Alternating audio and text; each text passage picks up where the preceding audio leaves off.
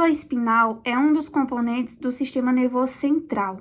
É uma massa cilindroide de tecido nervoso e mede cerca de 45 centímetros no homem e 42 centímetros na mulher. Ela está localizada dentro do canal vertebral, mas não o ocupa totalmente. E é por isso que ela recebe esse nome. Medula significa miolo, que é o que está dentro. No caso aqui, é a medula espinal que está dentro do canal vertebral. Aqui, como podemos ver, é a representação da medula espinal dentro do canal vertebral e a gente vê que ela não o ocupa totalmente, porque esse espaço do canal vertebral, a gente não tem mais medula espinal. Se fizermos um corte transversal através da coluna vertebral, a gente vai ver a medula espinal no interior do canal vertebral. E a gente vê que o formato dela é aproximadamente cilíndrico, sendo achatado antero-posteriormente. Outra característica que a gente consegue visualizar nessa imagem é que ela apresenta duas dilatações, uma a nível cervical e outra a nível lombosacral. Podemos visualizar também que ela apresenta vários sulcos em sua superfície, que existem pares de nervos que emergem a partir da medula espinal e que ela é recoberta por membranas. Então, todas essas características a gente vai ver com detalhes nessa aula.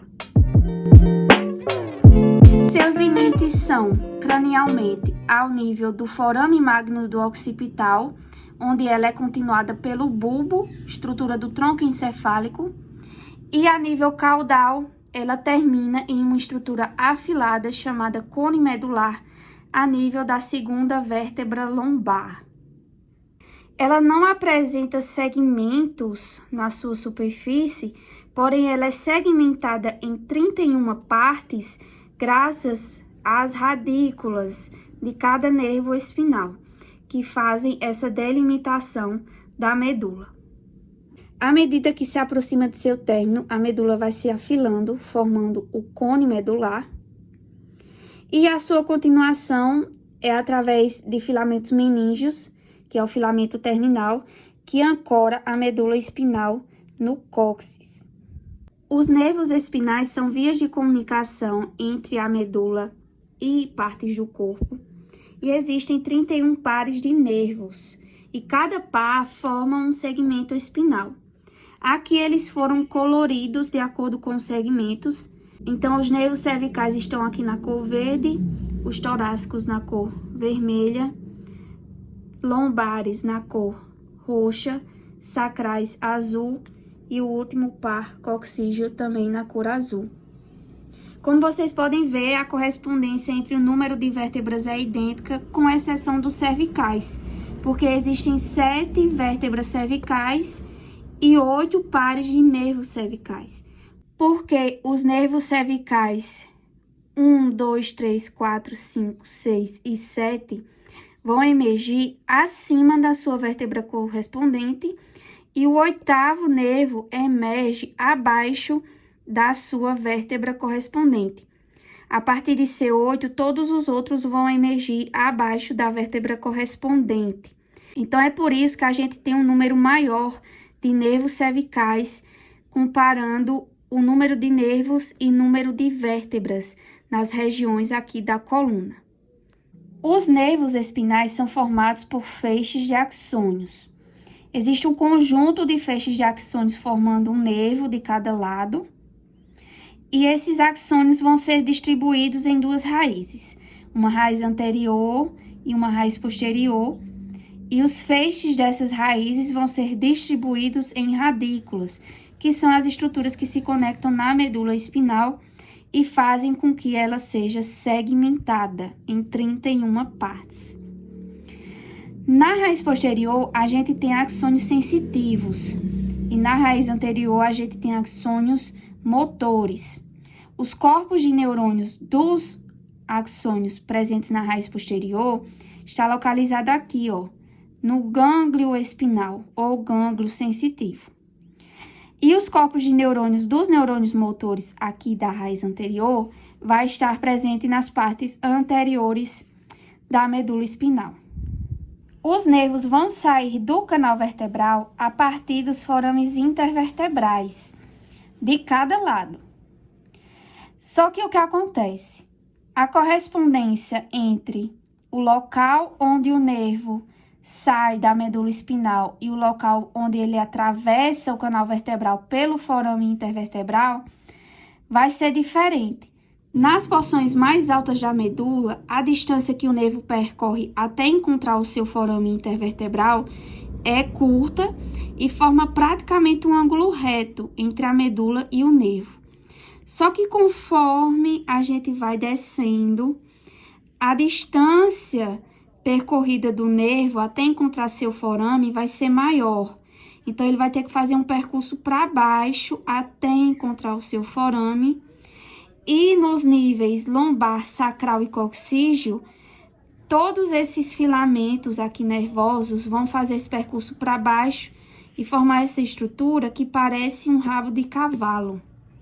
É por isso que ela é chamada de cauda equina. Ela é formada pelos nervos dos segmentos lombares, sacrais e coxígeo. Nessa imagem a gente visualiza ainda melhor. Aqui os segmentos lombares estão na cor roxa, sacrais azul e o coxígeo também na cor azul. Então, o conjunto dessas raízes nervosas, seguindo para baixo para encontrar o seu forame intervertebral, forma a cauda equina. Como já vimos, o calibre da medula não é uniforme, apresentando duas saliências, a intumescência cervical e a intumescência lombosacral. Na intumescência cervical, a gente tem um plexo braquial que inerva o membro superior e vai do segmento C4 até T1. E a intumescência lombosacral apresenta o plexo lombosacral que inerva o membro inferior e vai do segmento T9 a T12. A superfície da medula apresenta vários sulcos que seguem um percurso longitudinal. Esses sulcos são, na região anterior, a fissura mediana anterior, que é uma prega profunda. Posteriormente, a gente tem um sulco longitudinal também, porém mais raso do que a fissura mediana anterior, que é o sulco mediano posterior. E lateralmente, a gente tem os sulcos laterais, tanto na região anterior como na região posterior. Nessa imagem, a gente consegue ver o sulco lateral anterior. E como vocês podem ver, são os locais onde as radículas da raiz anterior se conectam com a medula espinal. E no sulco lateral posterior, ou posterolateral, também é a mesma coisa. Onde as radículas, aqui no caso da raiz posterior, se conectam à medula espinal. A medula cervical, a gente tem um sulco localizado entre o sulco mediano posterior e o sulco posterolateral, que é o sulco intermédio posterior. Ele fica localizado nessa região. Continuando com essa imagem, a gente tem aqui a substância branca e substância cinzenta da medula espinal. Como vocês podem ver, a substância cinzenta está localizada no interior da substância branca e tem um formato de borboleta ou da letra H. Ela é formada por corpos de neurônios e ela é dividida em colunas. Existe a coluna anterior, coluna lateral e coluna posterior. Nós temos também aqui nessa região aqui, que a gente chama de H medular, o canal central da medula, que é o resquício da luz do tubo neural. Já a substância branca é formada por feixes de axônios mielinizados e vai ser dividida pelos sulcos da sua superfície em funículos. Entre a fissura mediana anterior e o sulco anterolateral, a gente tem um funículo anterior de cada lado. Entre os sulcos laterais, anterior e posterior, a gente tem um funículo lateral. E entre o sulco mediano posterior e o posterolateral, a gente tem um funículo posterior, que na medula cervical é separado pelo sulco intermédio posterior em fascículo grácil, que é o mais medial, e o fascículo cuneiforme, que é o mais lateral. Eu já comentei com vocês que a medula apresenta membranas que a revestem. Essas membranas são as meninges. Elas são formadas por tecido conjuntivo, vão envolver a medula espinal e o encéfalo também, e elas vão, além de envolver, vão proteger e suspender a medula espinal no canal vertebral, aqui no caso da medula, e no encéfalo vai suspender o encéfalo na cavidade craniana. São 3 membranas. A mais externa é a dura mater, a intermediária a aracnoide mater e a mais interna a pia mater.